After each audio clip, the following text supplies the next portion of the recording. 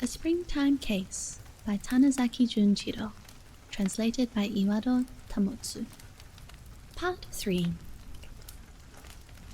In the days Shinsuke lived with his own folk, he was often taken by his father to the home of a certain gambler master by the name of Kinzo, with whom his father maintained some sort of personal relations. It was to this place that Shinsuke had to take himself on the night of his murderous deeds. Whilst the earlier part of Kinzo's life was marked with irregularities, of which violence and bullying were no inconspicuous features, yet with his fortune made and his discretion matured, he had entered on a new sort of life these 2 or 3 years, since reaching the age of 50, and he was now known to be a man, very rational and restrained, so different from the man of his quondam profession, and with a ready hand and a big heart for others that should need his help. Having given an outline of the happenings of the night to the man he had come to place his confidence in, Shinsuke asked to be hidden under his roof for the time being, on the promise that he should surrender himself to justice as soon as Tsuya had been found. In telling his story, however, Shinsuke accounted himself for the end of Santa, but did not touch on what concerned the boatman's wife. Shinsuke-san, if you want my help, perhaps you can have it. But there is one thing I don't quite seem to get clear. Now, you've told me you've come here straight upon killing Santa. I see you are cut up pretty badly, but your clothes look none the worse for it. I don't understand that. Kinzo was prompt to observe. Stung with this point-blank thrust, Shinsuke cringed with terror. Before leaving Seiji's place, he thought he had made sure to cleanse himself thoroughly. Once told of it, he could see it all for himself, for he found blood not only curdled on his fingernails and about his neck, but even above his left temple, gluing the hair into a patchy tuft. He could not but make a clean breast of it all. I had guessed as much. Now that your story is straightened out, I don't see why I shouldn't take the thing on my hands, but be as just and fair with you as you have been with me, and we can perhaps put our work together to find the girl you call Tsuya. But before we do anything, I must have you understand this, that my idea is that you should give up yourself as soon as you have found your sweetheart. Now take it from a man who knows what he talks about, for there was a time when I killed a man or 2 myself, that once you get the feel of it, it's mighty hard to wash your hands of it for all time. You've never been what I might call a bold boy, but now it's all different. There is nothing more for you to stop at, and that means your temptations will be now many, and often. You are now, Shinsuke-san, placed where a step one way or the other counts a lot. Unless you take yourself in hand and do a lot of thinking, you are bound to roll down and down until you will be the devil himself. If I told you that I would insist on your stepping out to get your punishment and would hear of nothing short of it, you would think I was a pretty heartless sort of man, and I know it. But you see, your life, even if saved now, would do, if anything, harm but no good, to yourself or to the world you live in. It would simply mean that there will be some more man-killing and nothing more. Shinsuke could not quite grasp what Kinzo was driving at by what he meant to be his advice. Had he not owned up everything on his conscience? And had he not shown penitence for the same? Why this unless he were clear and firm in mind about what he should and was to do? He could see no reason why there should be any fears about his going wrong. In all the earnestness of a true heart, he pledged his word again and again that he would never fail to surrender himself to the fate that was justly to claim him. it was as if a beast, once aroused, had been tamed down again. Shinsuke was once more the being of gentle and peaceful habits that he was before. The happenings of that night were recalled as in a dream that had been dreamt in the hours of his mind preyed upon by the devil. He might flee, it was suggested, and seek shelter, until the thing should have blown over with a gambler living at Omiya, Bushu, with whom Kinzo was under pledge of brothers. But this would be foreclosing any chance of finding Tsuya. Besides, to give a happy turn to the situation, the affair had apparently passed off without causing any speakable stir in town. Early in the morning after Shinsuke came, Kinzo went in a casual way over the ground along the plaster wall enclosing the Lord Hosokawa's mansion. He found neither blood, which had evidently been washed away by the rain of the night, nor the umbrella which Shinsuke remembered of having left on the scene. The only thing visible was remains of the souvenir box from the restaurant Kawacho, trampled and mashed under feet. As for the boatman Seiji, he seemed to have been led to the ferry that Santa, with the crime on his hand, stretched it a step and ran away with the money he took by killing his wife. Therefore, in the possible event of his falling in with Shinsuke, the boatman would certainly be dismayed, but never likely to think of turning him over to the law. That was also what Kinzo had gathered by secretly working through a certain boatman he was intimate with. As a next step, Kinzo had the young man shed off the clothes of unpleasant memory and let him take a winter suit out of his own wardrobe. The old man's care went so far in fitting him up as to have him paint mole marks on his face. Disguised by day as a vendor of straw sandals and by night as a wandering macaroni man, Shinsuke was left much to himself to go about in the streets, chiefly of Fukagawa. Soon the year was at its end, and the new year opened, the 8th year of the Bunsei era. Shinsuke made a point of prowling in the Takabashi Way every day about the neighborhood of the boatman's house. A space of 20 or so days had scarce passed ere a third woman was taken into his home, and his business went on thriving as before. That Tsuya had been sold off into bondage was patent beyond a doubt, Shinsuke considered. To leave nothing to chance, he went to the Tachibana-cho and furtively peered into the shop where he had once served. He found, or fancied to have found, the place filled with so much deserted stillness as he had never seen, and there were, of course, no signs of the young mistress being back. Instead, he stumbled upon the rumor that the master, broken-hearted over his daughter's escapade, had been taken badly ill, kept to sickbed since the year before.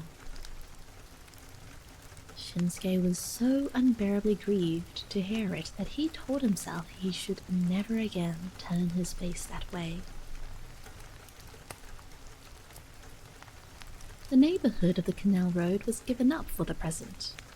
Each of those places in town quartering licensed or geisha houses were taken up in order and looked into.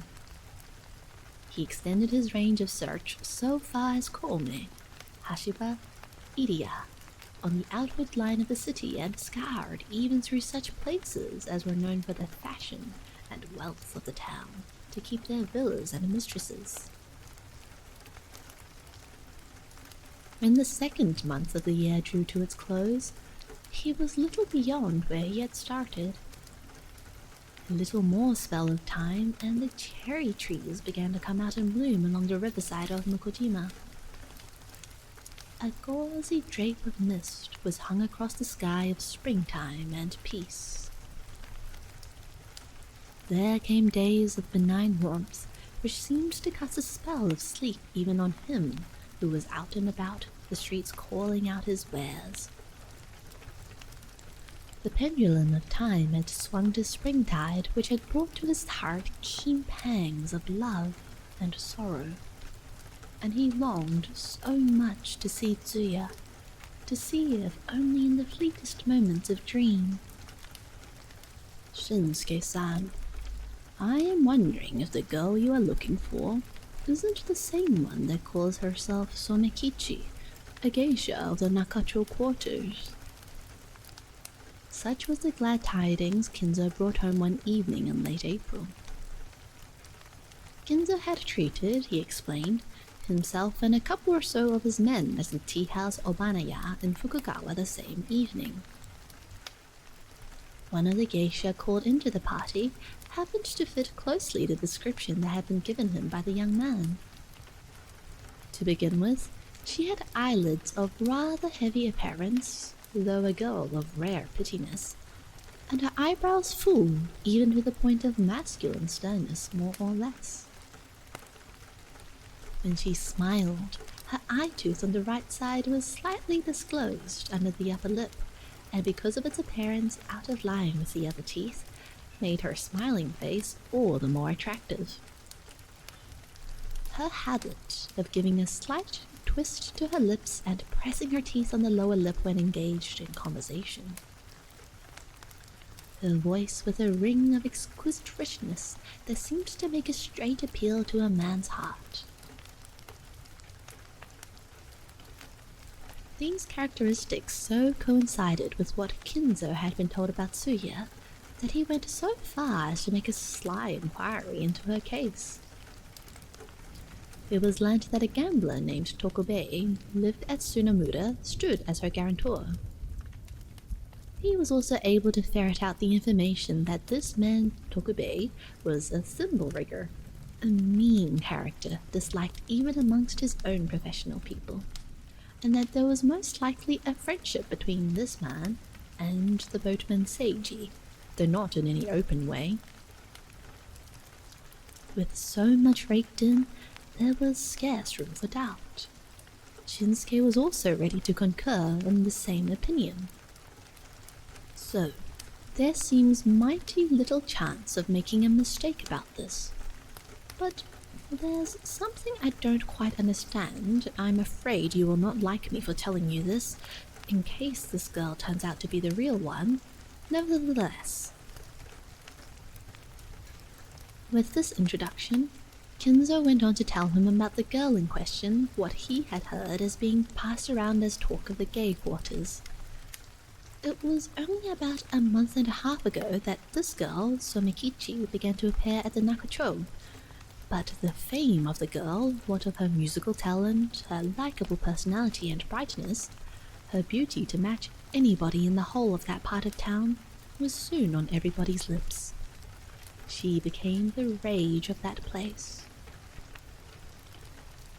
A young son of a rich cloth trader of downtown, a certain military officer of the Hatamoto class, and 5 or 6 other men about town had lost their heads over her, had been cleaned out of almost incredible amounts of money, whilst they were hotly making what had proved nothing but a wild goose chase. It was generally conjectured amongst people of the quarter that this man Tokubei, being infatuated with her himself, always put himself between the girl and whomever he had cause to be jealous of. The owner of the geisha house, under whose banner she listed herself, was no other than Tokubei's mistress, who carried on the business with his capital. And not a day passed, but there were squabbles or fights amongst these triangular figures. As the upshot of the thing, the mistress of the house had been packed off only about 10 days since, and Somekichi was now the most important figure in the house, thus winning for herself a niche amongst the leading and most honored of the geisha. And so, gossips had it that Tokubei was too heartless a man, of course, but Somekichi, yet so young, had a nerve as wonderfully distinct as her looks were. However, it was quite open to question whether she had surrendered herself to Tokubei, as gossip seemed to make it out, added Kinzo his own opinion, as if he wished to inspire the young man with more cheerful hopes. It was quite probable, in his opinion, that Tokubei too should be faring exactly as badly as the other men, just exciting himself on a chase that was to take him nowhere. A woman who was a cynosure of jealous eyes was naturally exposed to shafts of slander, one half of which may generally be regarded as fiction. What had struck ʔɪnso as remarkable, however, from what he saw of her at his party, was that she displayed herself so sophisticated that he would scarce imagine that she had been brought up in a rich pawnbroker's family till a few months ago. From the way she had carried herself off, there was seen nothing about her distress that might be expected of one grieving over the loss of the man to whom she had given her body and soul. She laughed and was gay throughout, drinking so heartily as few women would. If she was taking it, and probably she was, to drown her sorrows, of course, it was not difficult to understand. In any case, you go there and see her for yourself, concluded ʔɪnso. I've left a word at ʔɪᴏᴏᴏ, so they will take care of you if you go alone. Apart from what had been remarked concerning Tokubei, that was certainly not palatable, all else seemed to point to one and the same theory, as Shinsuke went over and put them together. Hearty drinking, sophistication, unwarrantable gaiety, and all this plausibly fitted to her case as he conceived it in her downward slide. Let her appear as dissolute as she would for aught he cared, thought Shinsuke, if only she had remained faithful to himself. On the morrow, Shinsuke shaved himself and his mole marks were washed off in the bath. He had again given himself the neat and spruce air of former days. Even though the blot once left on his mind by his dire crimes was never to be washed out, his eyes had the same look of frank appeal and trustfulness, and his fresh-coloured, rounded cheeks betrayed no trace of pallid anguish. And now there was the remotest chance, so remote as to be almost negligible, that Shinsuke might be seen on the way by the boatman Seiji, who, in such event, might be goaded into any sort of covert, cowardly assault upon him by the fear of his past being divulged through him. This, the thoughtfulness of ʔɪnso.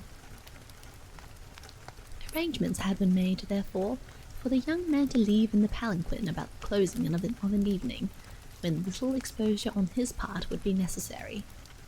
And was not the meeting about to be with Somokichi this night?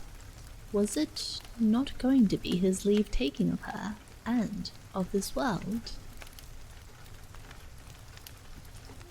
Well then, I must bid you a goodbye, said Shinsuke in his deeply moved voice, putting his hands low as the time of his departure drew near. Now, come to think of it, but this may be the last time we see one another. If this girl Somokichi turns out to be your girl Tsuya-chan, you need not trouble yourself to come back here, and you will take yourself straight to the officer tomorrow. It will be mighty hard for you, I know, but if you let her keep you a couple of days, you will lose your grip on yourself. If you account for yourself like a true man, you can leave the rest to me, and let your mind be at ease about your old man too, for I'll take good care of him. What ʔɪnso had seen of the young man was the creditable way he had carried himself since coming under his shelter, led him to the trusting belief he would not efface himself were he given a free hand now. There was a fear, nonetheless, that Shinsuke, under the sway of Tsuya's mind, might take his life into his own hand, even as she might hers. Wherefore he put Shinsuke under probation as he asked, "How would you intend to do by Tsuya-chan if you saw her?" "I'll persuade her out of what she is doing." His answer was prompt and clearly enunciated as coming from a firmly set mind. "I will see that she goes back to her father's home." that's the word. ʟɪᴍᴏ was pleased. Now you are talking like the good, honourable soul that I used to know before. Then he took out a bundle of money and placed it before Shinsuke for his farewell present. Shinsuke declined it as not needed for his purpose since he had savings from his business during these 4 months. With ready acquiesce, ʟɪᴍᴏ took back his offering. He felt that the young man would not benefit himself by having on him more money than really necessary. There was on that evening a faint breath of wind that came bearing a balmy warmth of the south, and in the moonbeams coming through the wreaths of gauzy mist, the face of each soul passing in the street appeared so softly white as the magnolia flower, as even to suggest its fragrance, one of those eves that spring only in the fullness of a heart can bear forth. Shinsuke's palanquin went straight on through the Takabashi line and to the Kuroecho.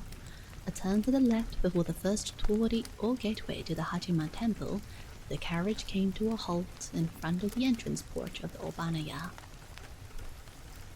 Tea houses were not unknown to him, yet never had he been to one placed as this was, in the heart of a gay quarter. His announcement of himself was received and echoed among the waiting hands as the guest that the master of Jun'ichirou had sent, serving as a sort of password commanding suave attention. He was shown into a good-sized room way in back, an isolated suite which looked on a garden with clusters of green foliage, amongst which a lantern was seen in a flickering glow behind its paper shade of trellis frame. He could scarcely believe that amidst the pace of gaiety and pleasures so boisterously pursued, there should be a place of such sequestered peace and of such refined taste.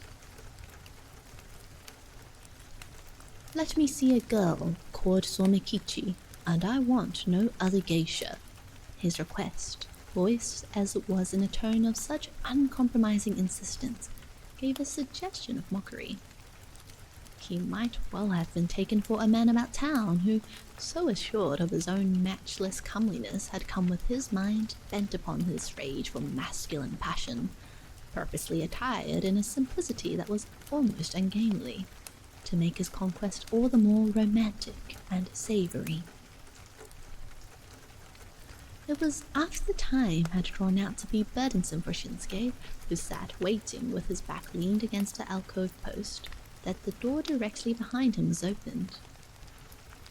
Showing a slight and dainty tilt in the head which supported elaborately made coiffure, Somekichi had entered. She was no other than the girl of his quest.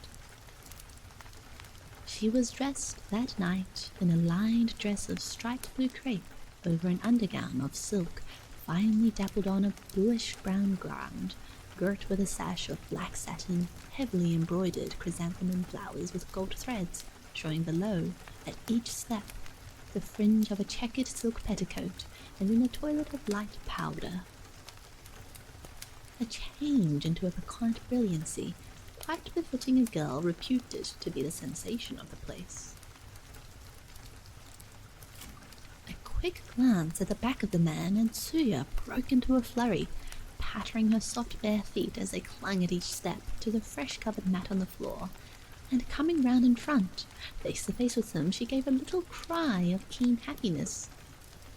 In an instant, her face lost its colour for the suddenness of happy shock, but in the next she sank herself close before him, almost upon his lap.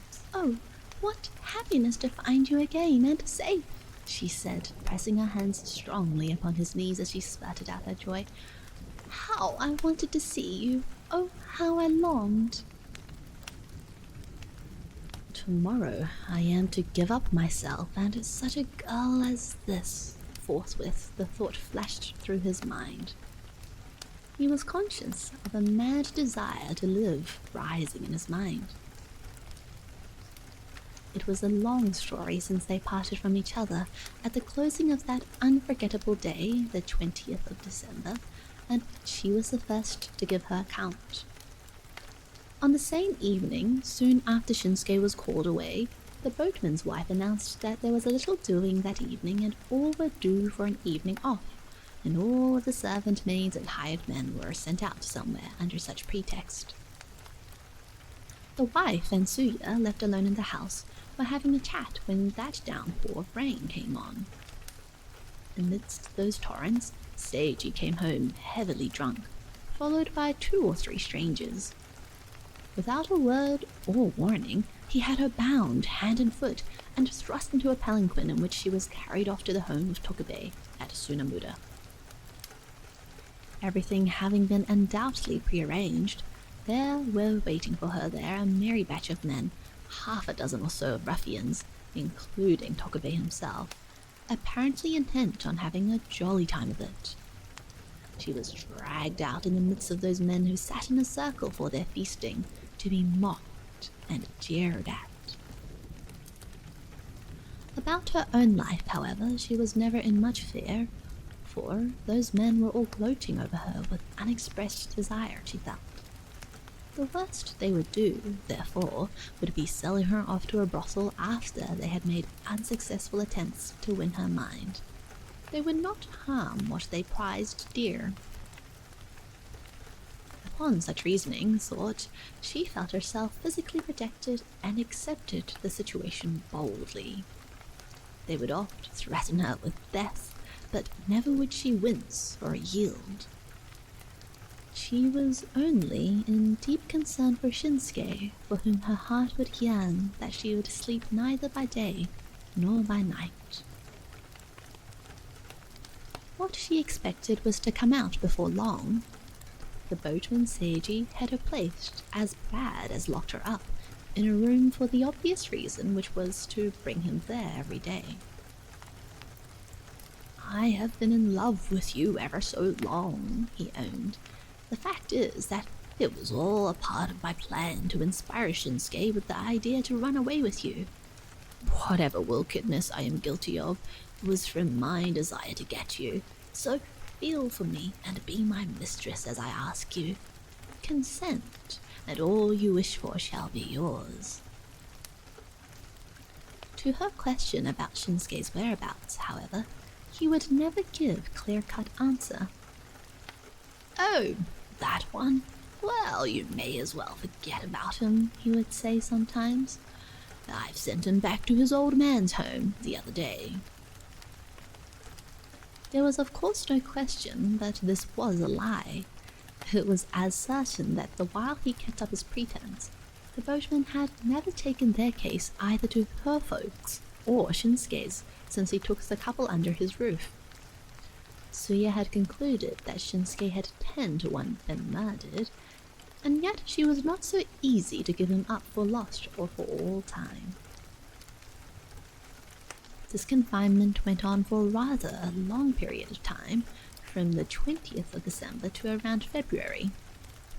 Patient and determined as the boatman was, he was met by as dogged a mind on her part who would yield herself neither to threat nor cajolery. She was not freed from this state of confinement until Tokubei, who had followed the affair, was at last moved to make intercession for her, and perhaps convinced Seiji that he would be better rewarded otherwise than by torment. Now placed under strict watch, she was sometimes running on little errands, and at some other times was served with servile flattery that was but disgusting.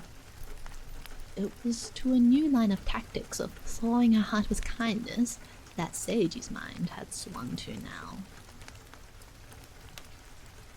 Tokubei was a man of about the same age as Seiji, but of a mind, presumably, capable of a deeper craft and design. Under a consistently suave appearance, he never permitted himself to show a ruffled or real man.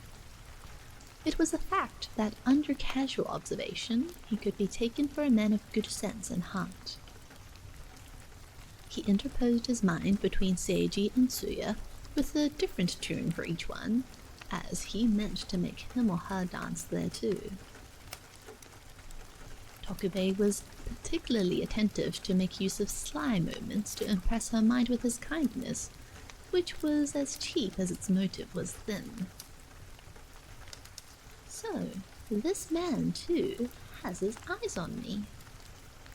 Tsuya was quick to perceive it and began to give herself an air of one leaning on his growing kindness to put him off his guard as much as possible, to make him the more open to attack later on. The first chance she should get, she would flee from Tsunemura and set out on her quest for Shinsuke. One evening, when she was waiting upon him and upon his whims with drinks, she said between soliloquy and question, "I have given up Shinsuke for good and true, but I'm wondering what's become of the man." Whereupon, quite to her surprise, Tokubei's lips dropped a story that gave her a dreadful inkling of what had hitherto been completely screened from her. That Seiji caused, on that night, his faithful Santa to kill Shinsuke on the Riverside Road, that the same Santa, for some reason or other, got a new notion into his head after his deed, and killed the boatman's wife by strangling, to run away with their money. That Seiji had since taken to himself a third wife.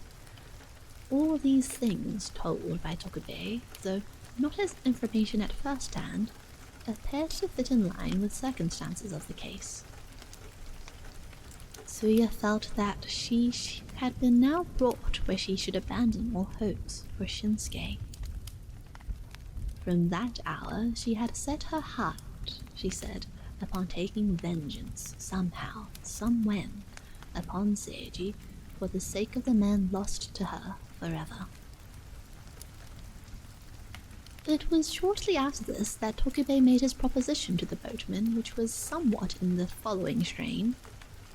"You will have to wait forever to win the girl over for your purpose, but she is too precious a jewel to be sunk into the mud of a brothel.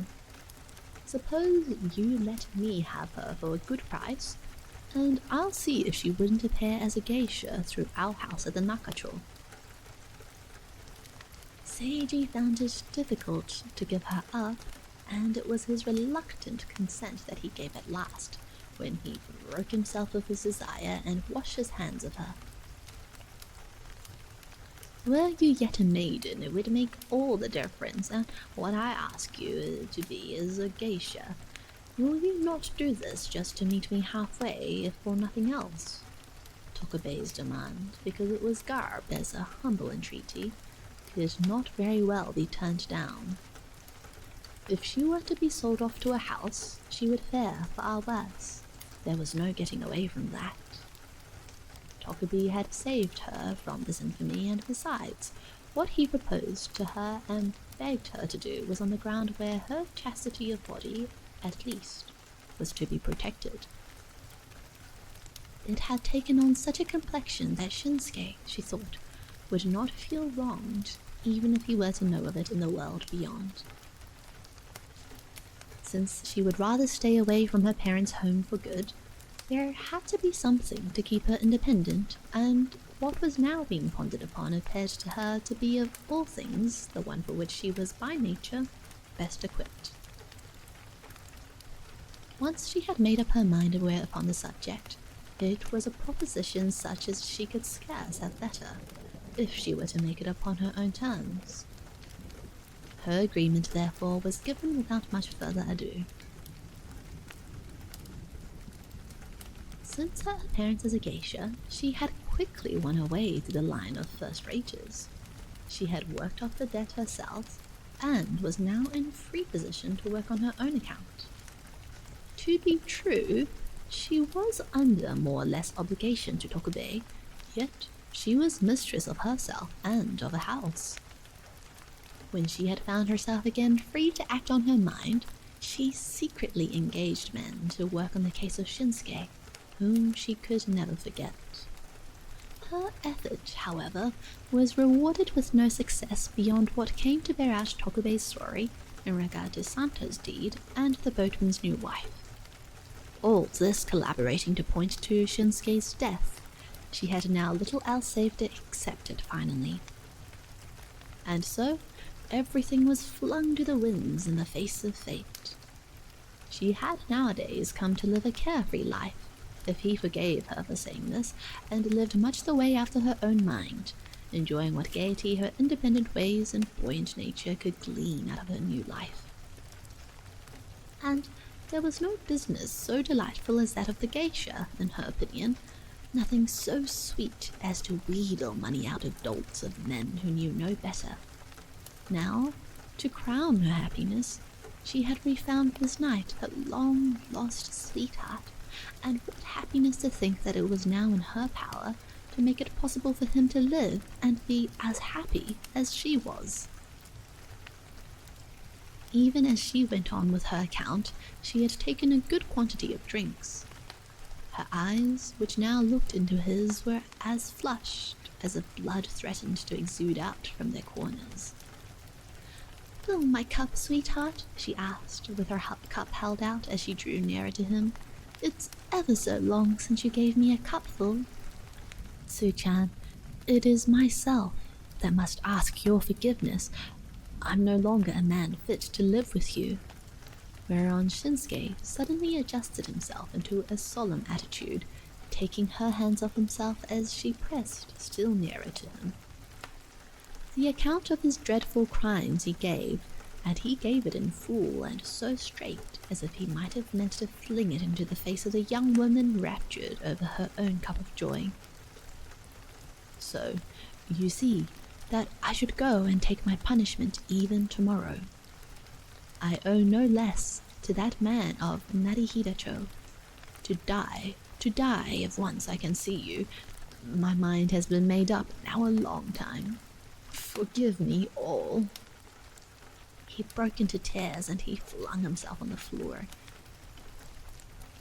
"If you must die, I will not live either, but how you worry yourself like the man you've always been." Without much display of any particular emotion, Suya gave utterance to her mind. Her body let loosely heaved just as it had broken down, like a drunken man in his final loss of legs, even to the point of a belch that tersely punctuated her words. "Of course, I am to blame for the whole thing, if it comes to that," she went on. "But the more I hear of your story about killing them, the better and more solid reason I think you had for doing it. About Seiji's woman, too. It was a case of squaring yourself with them. I don't see anything particularly wrong about it. In fact, I'm even glad you did it. I am indeed. Now, look here, Shindon. If you didn't give yourself away, the old man of Ṋarihiracho wouldn't hand in the case to the officer, would he? There's nobody else wise to the game. They don't call too much honesty a virtue nowadays." "How you talk!" He was astounded and fixed on her a stern look of rebuke. But as he began with his persuasive effort, his was a tone of beseeching tenderness. "There is something in what you say, but I would never forgive myself if I were to stay away from the hand of the law.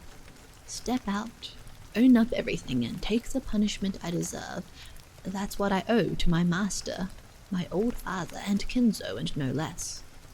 The fact is, I have something to ask you. It's the last wish of my life.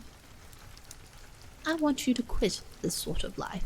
The earlier, even by a day, the better, and go back to your folks.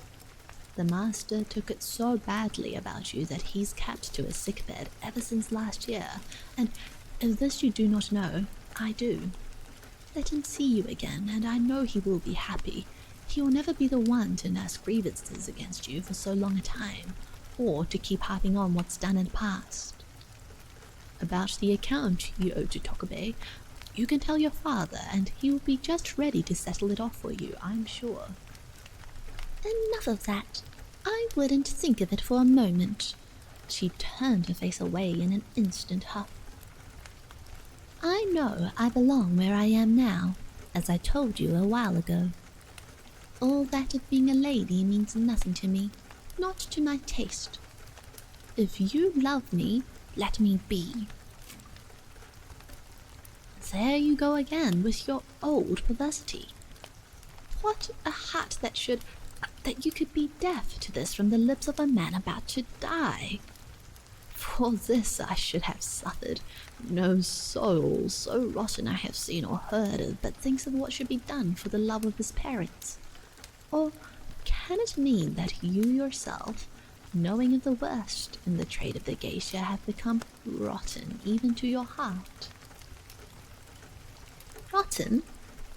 Yes, rotten I am. I have no more goodness to think of my papa or mamma, not even in my dreams. She pulled herself up with willful petulance. As suddenly almost, she turned and collapsed. Burying her face on his shoulder, she began to appeal and beseech, in a voice broken by violent sobs. Why have we found each other again after such a long time, if only to quarrel and make us feel miserable? Because you are not right, Shindan. You shall have your wish, your last wish, as you say. Ask me anything and I will do it. But never shall you give yourself away. If you want to die, I will not let you. If you talked of it as a thing for some time after, it might be different. That you would go tomorrow when we've met only tonight. Oh, you are too heartless. Swept over by the violent passion of the woman who would list neither to reason nor rhyme, Shinsuke was overwhelmed into a helpless silence, though his mind gave no promise of change. She was at last brought round to another mind. Perhaps I shouldn't press my own way too much. Let us be friends again, at least, and stay a couple of days or so with me, upstairs, in our place. She was insistent, begged, appealed to his heart. Knowing of harsh words between us and they not made up, I couldn't go to my death in peace. Shinsuke aired what was aimed at once to be an apology to his conscience, an attempt at glossing over his own weakness before her. He had given way to her entreaty. We can't be quite at home or free to do all our talking in here. Before you should change your mind, let us leave this place. We'll drink over at our place, upstairs. At last, Tsuya was now a happy woman, happy beyond measure. Lifting herself to her feet, uncertain to respond to her mind, she took him by the hand and urged him to go, persistently. They took the precaution not to leave the Obanaya in company. They fell in together at a corner a little way off. Along the path, bathed in the pale shimmer of a mist-veiled moon, the shadows of two love-doves were printed as the pair plodded on with their hearts filled with almost nameless emotions, as on that night of their flight. Facing the garden of the Buddhist temple, ʟɪᴛ, which occupied a space within the premises of the Hachiman temple, on the one side story along the bank of a canal, there was seen a house with a lantern hung outside the front entrance, illumining forth the name of Tsutaya, which was Tsuya's present home. The home itself was not large, but 2 or 3 geishas serving under her, a servant maid in attendance, choice woodwork, and upholstery in display in the upstairs room, bespoke of a home and living of fair comfort. A little girl of 15 or 16 years came out as far as a lattice door at the entrance to greet her mistress, who, having whispered something in her ear, went in, unshod herself hurriedly, and led the way for him up the stairs. Of those days at the home of the Suragaya, where their love was possible only in snatches, all the sweeter became clandestine, and of those days at the boatman's home on the front of the Onagikawa Canal, a period of 20 days or so, brief as a dream, passed in the joys of a madcap love, no longer trammelled by fear or care, but occasionally exposed to boatmen's teasing chafes, which seemed to add to zest to their enjoyment. Of these, Tsuya so fondly remembered, and these memories out of the past made her bemoan their love that was to be so fleeting and vain. I remember you scolded me one time when I called myself after the men of the geisha, but you won't mind if I do now, will you? And she was at once speaking in the bold vernacular of her trade. When she caught him calling her by the less familiar name of Tsu-chan, and he had been wont to do, she rebuked him for the manner she considered as cold. Even if for this night only, she asked him to feel herself her true wedded man and call her O Tsuya. And for that I shall no longer call you Shindon, she said, but you will be Shin-san, as my husband should be. Drinks he had taken in plenty and wished for no more, but she would not hear of it and pressed them upon him, almost pouring down through parted lips. Of Shinsuke, who had once boasted of such a capacity for drinks, it was strange that he should become so easily susceptible to the effect of sake, unless, perhaps, a real taste for the drink of which he was now capable had put a finer edge on the fibre of his nerves as well. For as time scored its hours, he could feel the drink imbuing deeper and deeper into his system, melting even to the marrow of his bones. 3 short days to stay, and that was to end their love for all time. On this their hearts were set, and their minds attuned thereto. Sitting before a display of dishes ordered from a nearby restaurant, they drank one bottle of sake after another, from morn till night. Neither to sleep nor to awake, the passion-crazed pair lived to measure out their numbered days, until by the close of the 3rd day, they were so fagged out their own minds seemed distant and dazed, even in their waking hours. And after all that, once their minds brought to that angle, they could not put their fingers on a single thing that was particularly sweet to be recalled. The happiest memory, after all, appeared to be of that of the first evening, of those moments of their hurried retreat from the tea-house or banaya. And one thing that came back to Shinsuke's mind was a vague memory, was what he gave to Tsuya of his troubled mind about daybreak of this day, under the maddening spurs of drink. "You've got to be very ready with your tongue," he remarked, "but I should doubt if you, down in your true heart, love me half so much as you used to. That man, Tokube, I understand, is a man of means, sense, and everything else. Such a world of difference between him and myself. The sooner I give myself away to the officer, the better for your sake, I know." "Oh, stuff. If you mean to play the jealous husband for my entertainment, nix for mine. I don't relish that sort of thing. I don't know what you're thinking of me, but I do know this. Except to you, I have never given myself away. More strange that Tokube should put up so much cash for you. Give me all the more credit for that.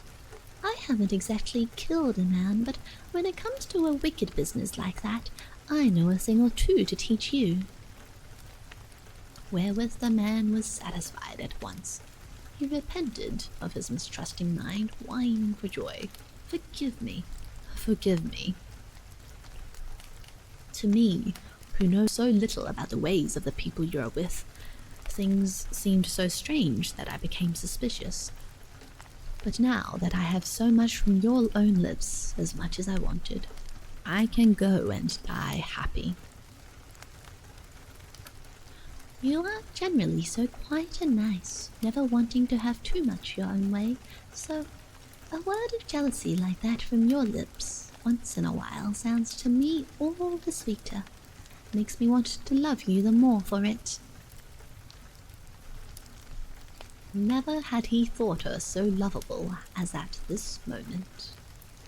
He wanted, wished to love her strongly in the tumult of his heart, he became so bold of his mind that he would as lief cry, "Let everything else be damned." Now, Shin-san, things have gone this far. What difference to them if you stayed back a little longer, or a shorter time? Stay with me half a year or so, I pray you. Tsuya was alert to perceive her chance. She poured out her very soul into her words as she strove to sway his mind. What response was given her scarcely remembered he now, beyond some expression, vague indeed, but indicative of anything of a mind drifting whither she willed. And no doubt that he was of such a mind in those hours. Then there followed a doze out of which they were not to wake before the second hour past noon.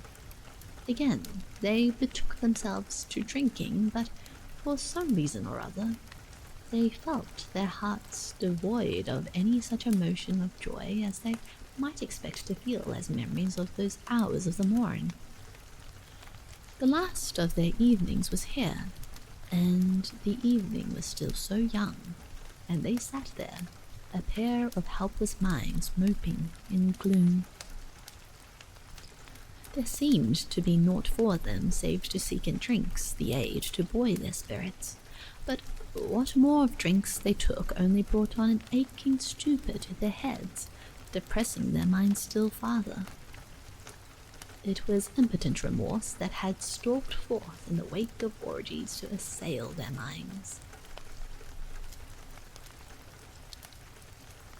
Shin-san, I hope you haven't forgotten what you told me early this morning. Tsuya spoke as if struck by some passing thought, after a spell of silence that had endured some while, and her sober, grave tone was so foreign to her usual self that it might have been adopted for a studied effect. If not half a year, 2 or 3 days more at least, she persistently urged him to stay, for it was her idea that they should live such a brief time as he should allow himself in a happier spirit, yet to be coaxed out of the cups of sake. Shinsuke, for his part, was resolute about his move on the morrow and as insistent in his effort to persuade her to return her to her parents' home. Neither of them were ready to give in. Their paths of thought diverged and remained apart as they sank deeper into gloomy silence. What's the use? What's the use of it all? She muttered disconsolately as she rose to her feet. She returned with her samisen. With a display of greater vim than was called for, she shoved open the sliding screens of the low, wide window. Placing herself over the sill, she began to play upon the samisen with some measures of the katobushi. Her voice of plaintive richness, of which well she may have been proud, floated out to fill the room with its melodious tremors, even arresting the steps of some wayfarers below on the street. Can you not hear these words of song? Oh, can you not feel the soul of this music that you would still go away from me? Of such words of appeal her eyes were eloquent, and they gave a quick glance now and again out of their corners. Far beyond the railing along the window, above the treetops rising over the temple, there had swung into view the sky of night, bejeweled with stars that glittered as they peered down upon the figure of Tsuya. It was about this time that some steps were slowly measured up the stairway, and the door to which they had their backs turned was carefully open. To Shinsuke-san, I believe I tendered this greeting of first meeting. Know me please as Tokubei of Tsunamuda. The man checked himself at the threshold and bowed low, a tobacco pouch of fancy leather dangling from his right hand. Clad in a heavy, easy silk gown of finely meshed pattern and a short outer coat of bluish dapple of manouche design, a man of preposterous dimensions smooth of manner and apparently of mind, befitting the description given before. "Will you two there be just quiet? I'm in the thick of my concert, don't you see?" Her expostulation was flung at them brusquely, just as the two men were about to enter the ceremony of mutual introduction. But without so much as giving them a glance, she played on. "Sorry to disturb you, but you are wanted at once. Let me have a word with you downstairs. I shan't keep you long." At this moment, his eyes sought hers with a peculiar gleam, evidently intent on conveying to her a covert message. "I know what I am wanted for, but you wouldn't budge me with a sledgehammer tonight. Just think. Going with my dearest body left here alone. No, and you feel for me and say no more." "You are wrong. It is true there is that thing you remember about, but what I am now here for concerns this very young man here, Jun'ichirou. How long have you kept yourself in here anyhow, that you should know Shin-san by his name when you've never seen him before?"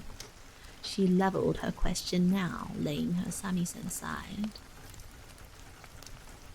"Just a moment ago," he explained, "but hearing you downstairs call out Shin-san every now and then, it wasn't such a hard guessing. To find you hale and strong like this, after all hopes were lost," he turned to the young man. "Why, what could be better? Mean more happiness for Otsuya." "So, not much of poking in your nose? Well, if you must have it your way, let me hear it here."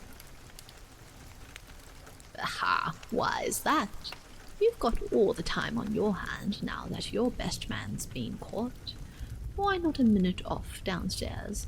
And I'm not going to keep you longer than that." A prey to vague, nameless fears, Shinsuke anxiously followed their bandied words. At first, he could not but feel misgivings whether their talk might lead, but Tokubei's unchanging meekness and composure were soon to set him at ease in mind. He was even to feel sorry for him for showing admirable patience with her wayward manner of conducting the parley. Like a man of generally meek disposition that he was, Shinsuke was astounded to see how she twisted the man about her fingers, as if the name of the gambler boss of Tsunemura meant to her nothing of awe or respect. From the Tsuya of before to the Somekichi of present, the change was no more brilliantly sweeping than the process had been one of conspicuous hardening of her character, and he secretly marveled thereat. "Look now, Tsuya," Shinsuke interposed in a low voice tempered with modesty. "Perhaps it isn't quite right of you to speak that way when the boss has been so nice about it, as I followed you here. There's nothing more in particular to keep you with me. Suppose you go as he asks you and be a good girl." "If you say so, I'll go." Her face broke into a sardonic grin as she gave her acquiescence with such readiness as it was generally not her wont to show. Having adjusted her stray hair and her outer robe to correctness before a glass stand, she turned to say, "Shin-san, while I'm gone, you behave and be a good mama's baby, won't you? I shan't be gone long. I would never think of going for anything except for what he said it was something about yourself. Feel as if I couldn't let it go without knowing it for what it is worth." "It's nothing to be worried over anyhow, so just put yourself at ease about it, and I wish you a very good evening." On these parting words from Tokubei, they went down the stairs. Could it be that somebody had come to claim him back to Kinzo's place? Or that the boatman Seiji had tracked him out and come to protest with Tokubei? Despite the assuring words at his going, Shinsuke could not overcome his apprehensions, more or less. If the latter of his surmises should be the case, he would have little to fear, since he had but one more day to keep himself at large. If the former was the case, how should he account himself to the old man? For, had not Shinsuke gone and straightway broken faith with that man who advised him not to fail to surrender himself the very next day? Those words, spoken at their last parting in those moments which were most sacred. What a woman of power she is! Why am I always turned into such a spineless weakling when I am with her?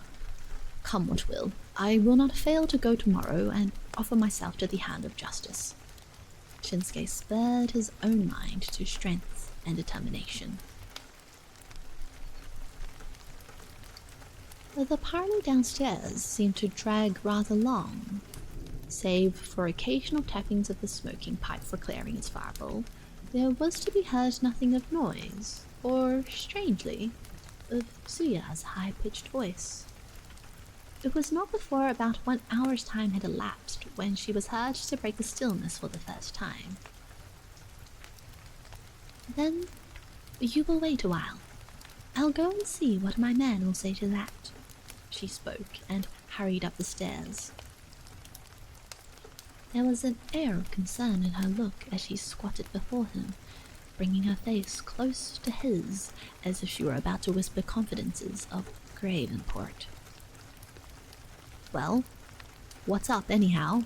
he demanded, no longer able to remain silent before her manner that seemed to forebode no good. "Shin-san, I suppose you wouldn't—" She suddenly checked herself, seemingly on some sudden thought. She rose again and went to survey outside the door, down the stairway to its foot, assuring herself there was no eavesdropping. She returned to her previous posture to resume in a voice subdued into faint huskiness.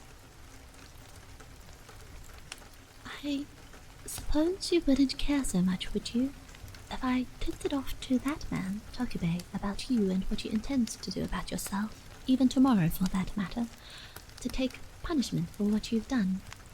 Really, it's too late if you did anyhow. I've just done it on my own initiative." Shinsuke's face blenched, and for good reason, because notwithstanding his mind prepared for his end, it was his fond hope to have seen himself accepted in terms of immaculate decency, even so long as he were to measure out his brief span of time. In the end, it would have amounted to the same thing one way or the other, but it isn't anything I'd know to be out among people and feel proud of. I really wish you hadn't done that, if possible. But tell me it was necessary, Shin-san, unless I was to put your life itself in danger tonight. Whereat she again turned, casting an inquiring glance toward the door before she went on. And now coming to what Tokubei wanted to see me about. Shin-san is the man you love, he says to me, so you can do what you want with him, no worrying on my account. Keep him upstairs as long as you care, and no objection. But for that, he goes on to say, I want you to make yourself useful for my benefit for this one night. It seems he has a little game up his sleeve that means easy money, some stunt to pull off with myself working at the other end of it. And now he wants me to come with him over to Mokojima, to the country villa of a Hatamoto officer called Ashizawa, but because I should not like to leave you here alone, I've been having it out with him. I wouldn't agree so easily. Of course, it's a fact that there is some arrangement for my going out to Mokojima, but not when you are with me. Besides, I do feel there's something not quite right about this thing. It is true that he has always talked and behaved decently on the face of it all, but the truth is that he means to get me eventually, after he has worked me into a place where I couldn't free myself from him for my obligations to him. Sensing that much about him, I am afraid he might get you out and kill you if I were not home. And, again, it might be this. say Jima, having seen you somehow, has asked him to make an end to you. But if they knew you were a man just about ready to end his own life, I thought they wouldn't think it necessary to do it themselves. All things considered, I reasoned myself into telling him the whole business, and there you are. But what else could I have done? And what did he have to say? That lamb of a boy to do that, he said in surprise, and surprised he was, let me tell you. But anyway, he seemed satisfied with what I had told him. There's little danger that he should get any foolish idea into his head. So much for that. And now, listen, Shin-san. From what I've been told, the way things stand, I don't see how I could possibly help myself out about this thing tonight. That is, after all, I should have to go over to Mukojima from now. Suya followed up with her insistent entreaty that he should stay another night, because she could not get back before next morning. She would never think of accepting the call from any other place or party, she explained, but to fail this summons from Ashizawa's villa in Mokojima this night would mean a heap of trouble. In fact, a difference of 100 euro to put in terms of money. Not only that, but there was so much frame-up and blackmail about this scheme, which she had been hatching with Tokubei to put over by means little short of downright swindling, that everything had to be done just so-and-so, and at such and such a time, or the whole thing would go crashing down to pieces. She arrayed impressive facts, true and perhaps otherwise, in making out her case, and it was presumably her idea, in her eagerness to keep him another day, to provide a good solid peg to hang the persuasive effort. The more he heard from her, the more depressed was he by his own helpless rage against the change seen in the young woman, dragged down so low. From the young lady of the well-honored family of the Suragaya to a creature gone low so far as to assist in swindling an officer, the change was but staggering. Bereft of any ardor to attempt to bring her back to her senses, he was only conscious of a consuming eagerness to get himself gone, with the least possible delay, from this place pregnant with danger as great to his body as to his mind. Why shouldn't you accept the call if it is such an important occasion as you say? Whatever we had to talk about, we have done. It would be just having the same thing over again if I stayed here a little longer. Perhaps this business of yours is not an ill wind that blows us no good. If it can bring both of us to it now and say a goodbye to each other. For a man stepping into a noose round his neck, it wouldn't make much of a difference if he were to do so a little sooner or later. Suya was now buried in thought, gloomily, her hand moving the short fire-picks aimlessly over the face of the ash bed in the brazier, over which she sat with her head drooped in apparent dejection. Following a pause of some moments, with the air of one just arrived at a decision of mind, she lifted her head and spoke in a dear and final note. If you are determined so strongly, there's nothing else to be done. To tell you the truth, I hoped to go on keeping you here from day to day until I should get you round, somehow, to join my own ideas for a time, but I've given it up. And now, about this business to Mukojima, it's all wrong. What I said about coming back tomorrow morning, just an excuse to keep you longer. Now, I ask you to wait for me only till the second hour of midnight, because I'll be sure to come back by that time. Shinsuke professed his agreement, yet it was with such reluctance that she could not feel sure of the ground she was to tread. Then she suggested that he should rather come over there to fetch her around midnight, dressing himself up like an attendant man. Shinsuke's outright refusal sent her into a rage. She saw no reason why she should not deserve that much consideration when it was to be her last and only wish to burden him with. If he was not coming, she said, neither was she going to budge, and Tokabe and everything else could go to perdition. As an outcome of their disagreement, Tokabe himself had to drag himself between them and offer arbitration. However, neither his effort to appease Okota nor his begging, fervid and almost humble, availed upon her mind. Only at long length did he succeed. It was a hard-earned acquiescence wrested from the young man.